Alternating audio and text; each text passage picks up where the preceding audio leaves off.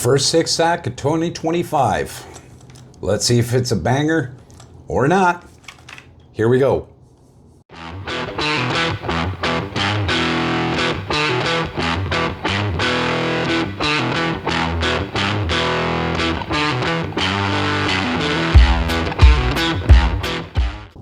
Hey guys, welcome back to the channel. Thanks for taking the time to click on the video. My name is Alan and you are watching Crooked Hooks Fishing. Today we have our first bag opening of 2025. This is the 6-sack monthly subscription from 6 Cents Fishing. I've been doing these openings, all of last year and the year before. They've all been a staple part of my channel and you all seem to enjoy them. This is the first one of 2025, so I kind of have high hopes for this. But we're not going to know until we get in. For those of you that are new to the channel, thank you so much for joining us.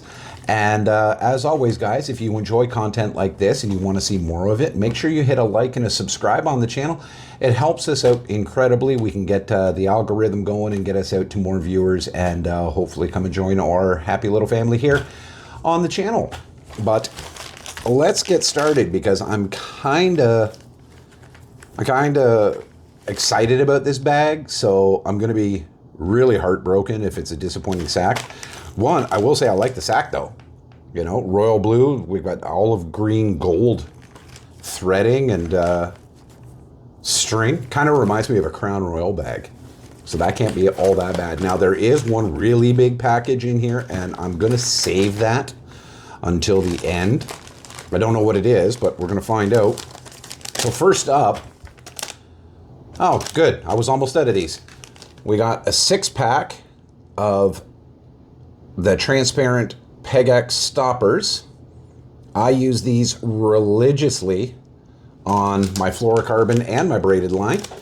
What I like to do is I like to run these in front of my walking baits, like my spooks and stuff like that. I'll put about 3 peg stoppers in front of the lure.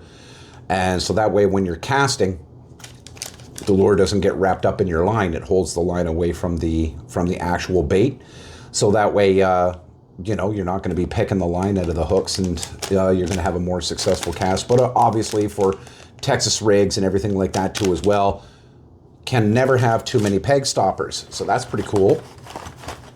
Secondly, oh, that's a soft plastic. I know that is. A couple sacks ago, we actually got this same Divine swim bait, the Ghost Ice Minnow.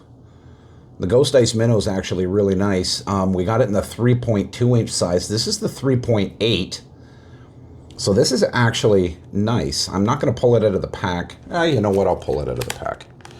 So we can get a look at the sparkle on the inside. This is a clear with a translucent blue with a little bit of silver and blue flake in it. It's a really, really nice trailer. It also runs really well independently on a keel-weighted swim bait hook. So this is a really good size for just what we need it for, especially around this area where you're not looking at too many giant fish that are going to be slamming like 15-inch baits and stuff like that. So that actually works really well. Next up, well, there we go. To go with the Divine swim baits, we've got 5/0 keel weighted hooks, 5/16 of an ounce. So not too heavy. And, they should work out really well. And you can pair these up with the swim baits. You can pair them up with the whale or any of your preferred swim baits too as well. Generally, I like to use the 5/0 on anything that's 4 inches or above. But you can put it on that 3.8. It'll be a little big, but if you wanted to get down to depth, that extra weight should give you a little bit of flexibility. And if you want to run weightless swim baits, we got the lockdown hooks. These are your basic swim bait hooks with the lockdown keeper in the front, the screw-on keeper. This is a 6/0, so I won't be running those Divine swim baits, but I do have the 5-inch whale. I also have the Duke from Limestone Lures, which would work on this, but honestly with the Duke I like running a 7/0 or bigger because that is a big swim bait, but boy does it catch. So check out limestonelures.ca and take a look at the Duke. It's actually really sweet. So the lockdown hooks, I'll be using those for a lot of different purposes too as well. You can transpose the hook so you can run that topwater bait right across the weeds and then let it float down off the edge. And if anything else is underneath there, it'll just slam her pretty good. So we got a hard bait. We have the Quake 70 lipless crankbait. We got a Quake 70 in the last box, the last bag. I believe it was the November sack. We got the Quake 70. The Quake 70 is my preferred size for my lipless, but they do have the Quake 80 suspending and the Snatch, which is about a 60 size. There's also the Duke, which is a 60 size as well. But that is a beautiful bait. This is the chrome thread fin. So you notice it's got that chrome side, molded in scales and gill plates, that nice little brown highlight on the eye, iridescent eye. That chartreuse stripe is really going to stand out nicely. And then it's got that nice olive back. That is really, really nice. I really do like that. So that is really, really good. And this is the rattle version. It's not the thud. So this has a good amount of rattle. This is going to make a lot of noise. You'll be able to generate a lot of bites, especially when the bite is finicky. You can drag this through and really trigger some of those reaction strikes that we hope to either in the late season or very early in the season. So that is something that will probably find a place in my tray in my black pack on my kayak. Next, we've got the Premier Jerkbaits, the Provoke 106. This is my preferred jerkbait. This is actually the silent version. This is the 106 SI, and this is in Ghost Gizzard. I do not have this. In fact, I only have 2 or 3 of the silent, and I wanted to get more. Oh, that is gorgeous. I'm not going to take it out of the sleeve, but that is a beautiful, beautiful bait. Golds, bronze across the top, a little bit of blue detailing on the face, holographic eyes. This is I believe it's the 5-foot diver, 3 to 6 feet, but a little lead wire on the hook, so you can get this down to 10, 12 feet if you want to. Very, very sticky, sharp hooks. I mean, this is tournament ready, terminal tackle right out of the box. You don't have to worry about switching out any of your terminal tackle. This is super sharp. I really, really like that. That'll definitely be going in the boat. The silent jerkbaits are best late in the season when you don't, when the fish are really finicky. You can get these right down into their face. It's not going to scare them off with the noise, and you can get those bites that normally you wouldn't be able to get. Lastly is this big blister pack. Ooh. All right. So this is the Panorama, and that is the Panorama 6.5 inch. This is the big boy of the Panoramas. Now, I will fully admit, I have got the Panoramas. I've got them in the 4.5 inch, the 3.5 inch, the 3 inch, and the 2 inch. I've got the really small Panoramas for drop shots, but I did not have any of the big guys, the big kahunas. And these are a really unique bait. So this is your Panorama. This is the translucent. So this is Pro Blue Minnow. So you can see that blue iridescence on the body as the light hits it. Gold and bronze highlights, and you've got that dark tan tail, brown and bronze on the head. Now here's the thing about it. Look how thin it is. This is a super thin, floppy bait. And this is meant to be Texas rigged so that it comes through the water on its side and undulates through the water like a dying bait fish. And that's what triggers these strikes. This is best run probably on a 6/0 or a 7/0 EWG, completely weightless. You do not want to put a weight on this. You can run these on a shaky head if you want to take it down to the bottom and just have it flopping around on the bottom. But I prefer to run it weightless. You can, when it's Texas rigged like that on the EWG, you can throw it into the thickest crap you can find, And you can just have this flopping around in there. And the bites that the Panorama can generate are absolutely incredible. So this is really, really neat, and I can't wait to actually get this on the water, because this is something that I've wanted to try, one of the big ones, just to see what we can generate as far as reaction strikes on a bait of this size.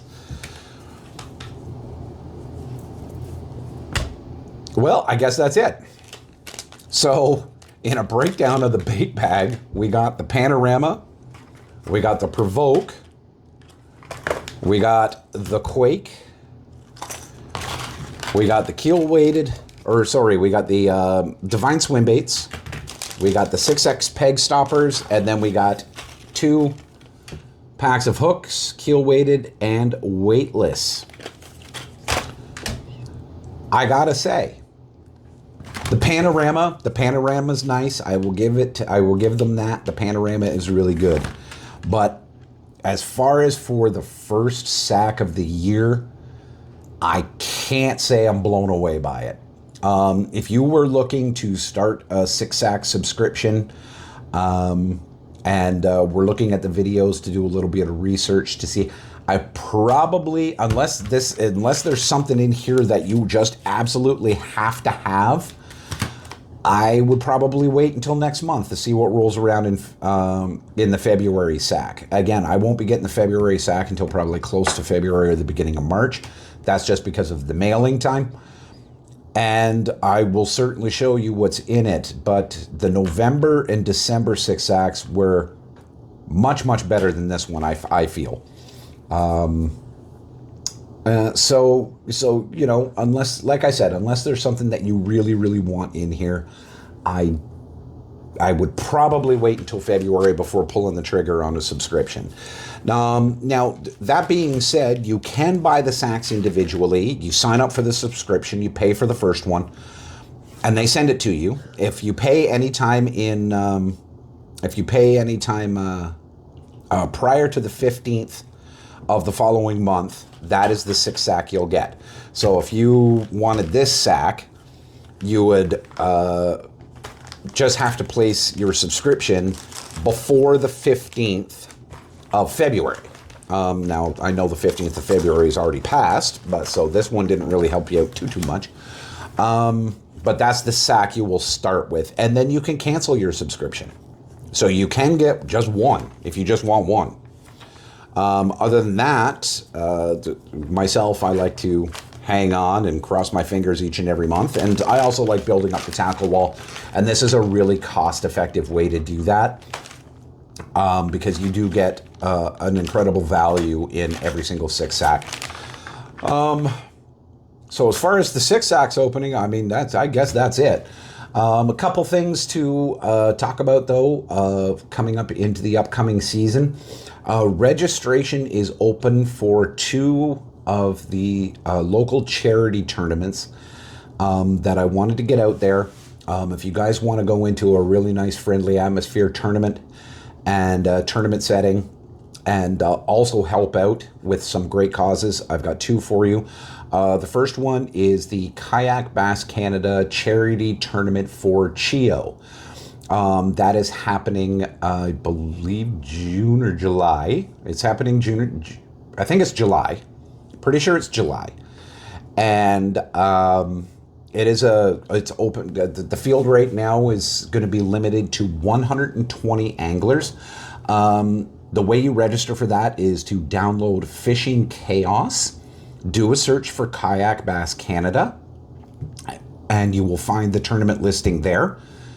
Pardon me. You will find the tournament listing there.